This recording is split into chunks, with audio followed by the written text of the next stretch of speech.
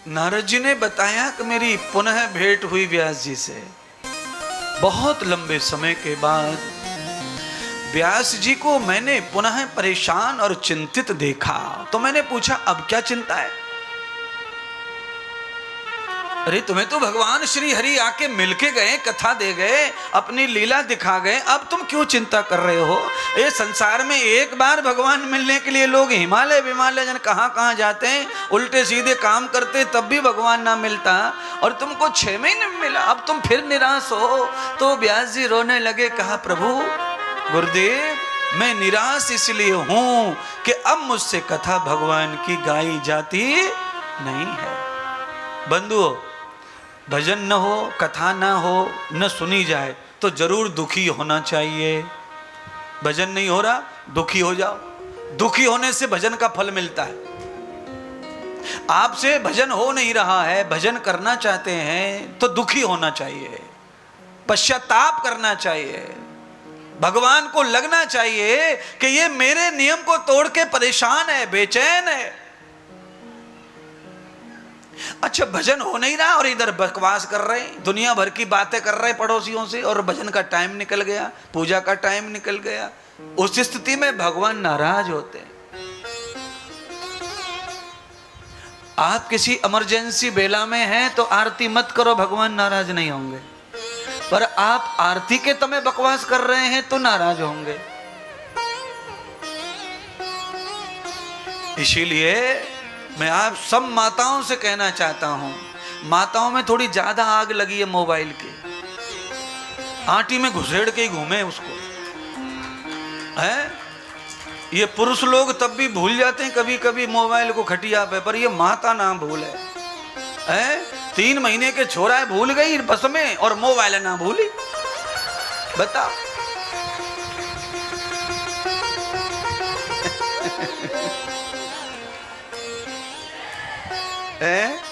सही कह रहे भाई गुरुजी, आपको तो पूरी पतो है कोटा की, सब जानो आप घट घट की कोटा में काका हाथ से होते रहते हैं।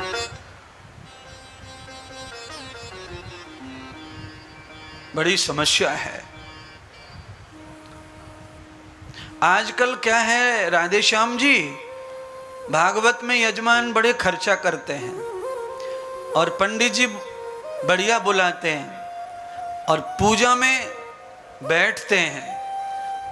पंडित जी कहते हैं उनको कि भाई कोरा कपड़ा एक लपेट के आओ, बस एक ओढ़ के आओ, ज्यादा आडंबर नहीं होना पूजा में, नहीं तो ध्यान कपड़े पे चला जाता है संभालने संभूलने में। आदमी नंगा होके बैठ सकता है पंडित जी के कहने से, पर मोबाइल नहीं छोड़ सकता। मोबाइल साथ में रखता है, बिल्कुल बगल में रखे, गणेश समझ के।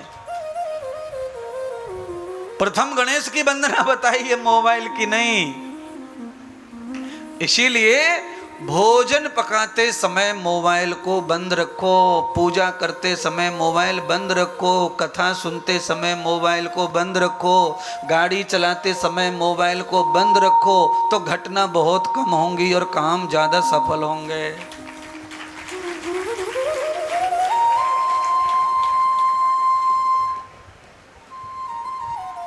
हाँ महाराज, आपकी बात मानेंगे महाराज। पूजा में तो महाराज बंद कर लेंगे, पर किचन में बंद ना कर सकते, क्योंकि किचन में तो खाना ही मोबाइल से बनता है। सब पूरे कोरोना भर मोबाइल ही चला है। अच्छा, दुनिया मर रही कोरोना में, पर लोग घर में घुस के बड़े बड़े आइटम खा रहे, बना रहे, लगे पड़े। और जिसको कभी खिचड़ी भी बनाना नहीं आता, वो बहुत बड़ा हलवाई बन गया बीवी के साथ मोबाइल पे।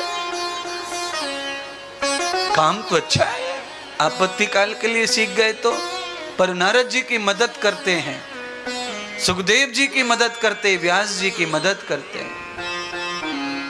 नारद जी ने व्यास जी को पुनः मंत्र दिया कि आपकी वाणी और आसन थक गया है, तो आपने जो भगवान का गीत गाया, जो भगवान के गीत सुने नारायण से, उन सप्त गीतों को आप लिख दो जिससे कोई और गाए।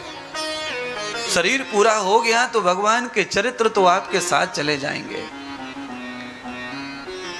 तो व्यास जी ने कहा कि मैं लिख नहीं सकता, रचना नहीं कर सकता, मेरे को बोलना अच्छा आता है, लिखना नहीं आता अच्छा, और वो भी भगवान के चरित्र लिखना है तो लेखन अच्छा होना चाहिए। तो नारद जी ने कहा कि एक ही देवता हैं ब्रह्मांड में जो सबकी भाग्य की रेखाएं लिखते हैं। उन रेखा लिखने वाले भगवान रिद्धि सिद्धि गणेश को याद करो। व्यास जी ने श्री गणेश जी को 6 महीने फिर भजा। 6 महीने में भगवान गणेश का भी जन्म हुआ, अवतरण हुआ, प्राकट्य हुआ। वेद व्यास जी के समक्ष प्रकट होकर कहा कि क्या चाहते हो? तो व्यास जी ने प्रणाम कर गणेश जी से कहा, आपका माथा इतना विशाल है, आपके कान इतने विशाल हैं, आप समस्त बातों को श्रवण करते हैं प्रभु, आपकी बुद्धि सबको निचोड़ लाती है, निश्चय करती है। इसलिए हे परमात्मा, भगवान श्री हरि कृष्ण की कथा आपके हस्त से लिख दो, मैं गाऊं, आप लिखो। तो भगवान गणेश ने कहा, ये उत्तम समय मेरे जीवन में आया है व्यास, ये कार्य मैं अवश्य करूंगा। भगवान गणेश भागवत कथा लिखने बैठ गए और श्री व्यास कथा गाने बैठ गए। संपूर्ण कथा को लिख दिया गणेश जी ने। व्यास जी ने कथा गाई अखंड, गणेश जी ने लिखी, ग्रंथ लिख के तैयार हुआ। खुशी होनी चाहिए पर व्यास को खुशी नहीं है। नारद जी तीसरी बार मिले, अब क्या हुआ? ये संकल्प तुम्हारे पूरे हो रहे हैं तब भी तुम खुश नहीं हो। तो व्यास जी ने कहा, प्रभु किसी भी किताब में कितनी भी अमृतमयी औषधियों लिखी हों, पर उन्हें जानने वाला, पढ़ने वाला अगर नहीं है तो उन औषधियों के लिखने का कोई मतलब नहीं है। इसलिए हे प्रभु, कोई ऐसा मार्ग बताओ कि ये ग्रंथ को कोई गाए और संसार में मनुष्यों तक, जन जन तक ये पहुंचे और जगत का कल्याण हो। अरे कलयुग आएगा तब ये अमृत ही काम आएगा भागवत रूपी, और कोई भी धर्म कर्म काम नहीं आएंगे।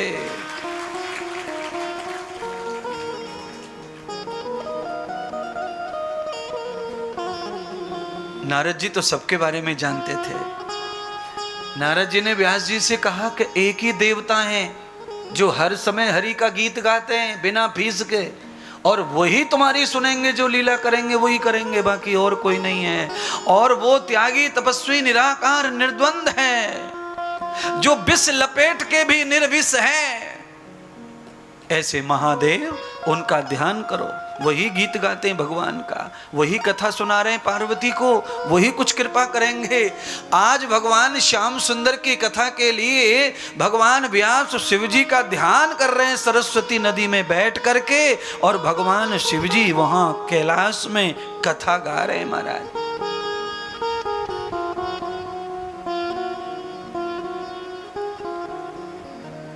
अब आप इतना तो समझ गए होंगे कि अगर धरती पर भी कथा गानी है तो व्यास कैसा होना चाहिए? शिव जी जैसा तुल्य। शिव जैसा ना हो तो शिव के कुछ लक्षण उसमें होने चाहिए। त्यागी हो, तपस्वी हो, ब्रह्मचारी हो, योगी हो, कुछ तो हो अलग, और न्यास सन्यास कुछ तो हो। बृहदो नवासस्य कथा मूलम। भागवत की कथा को ऐसा समझ लिया है लोगों ने कि जो आता वही कथा गाते फिर रहा है, आए चाहे ना आए।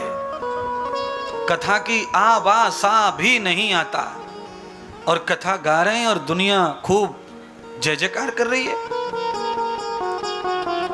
और मुझे पूरा विश्वास है कि उन्होंने पुराणों को खोल के भी देखा नहीं है। कुछ चुनिंदा बातें डायरी में लिख के रखी हुई हैं, वही डायरियां पढ़ते हैं और कथा गाते हैं। बोलिए, हवाई जहाज उड़ाते समय पायलट किताब खोल के सीखे कि हवाई जहाज कैसे उड़ाया जाता है। अचानक बादल आने पर हवाई जहाज को कौन से मोड़ पे ले जाएं, ये किताब में अगर वो देखे तब तक तो हवाई जहाज धरती पे कोटा में गिरवा पड़े मिलेगो। हाँ? अच्छा बोलो, पहलवानी करने वाला आदमी दंगल में उतर जाए कुश्ती के लिए लंगोट पहन के, उस समय वो अपने गुरुजी को पूछे, गुरुजी बताओ कौन सा दाव लगाऊं, ये तो मार रो है। अब गुरुजी आवे, फिर किताब खोल के दाव बतावे कि दे बेटे कमर पछाड़ के, धोबी पछाड़, कुछ पछाड़। अबे सामने वालों हरियाणे को है, तब तक तो औंधो डाल देगो घोंटू से पकड़ के। इसीलिए मेरी मान्यता अनुसार व्यक्ति को अखाड़े में पैर रखना है, चाहे वो कथा का हो, चाहे युद्ध का हो, चाहे वो जहां का हो, उसे संपूर्ण परमात्मा का बोध पूरा कर लेना चाहिए, परमात्मा को पूरा जान लेना चाहिए भाई।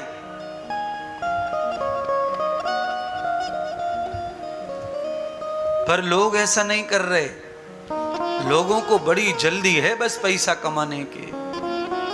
कमाओ, हिसाब तो सब चुकाने ही पड़ते हैं, सब बताना पड़ेगा परमात्मा को।